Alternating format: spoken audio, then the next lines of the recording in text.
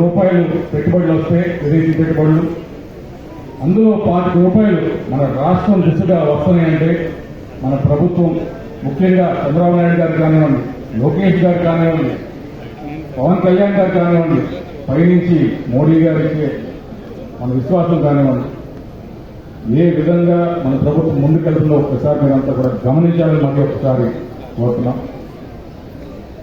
అంతేకాదండి, విజన్ 2047 స్వర్ణాంధ్ర 2047 అనే నినాదంతో ఈ 2 ఏళ్లలో చాలా బలమైన దృఢమైన పునాది ఇవాళ మన రాష్ట్రంలో నిర్మాణం చేయగలిగాం.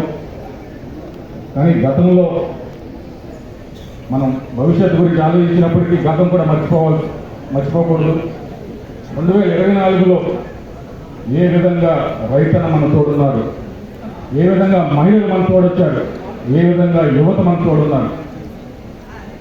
ప్రతి యువతకు కూడా ఉపాధి కల్పించాలనే ఉద్దేశం అనే లక్ష్యం కూటమి ప్రభుత్వాన్ని, ప్రతి రైతు చిరునవ్వు చూడాలని చెప్పేసి లక్ష్యం మన కూటమి ప్రభుత్వాన్ని, ప్రతి మహిళ ఆశీర్వాదం కోరే ప్రభుత్వం మన కూటమి.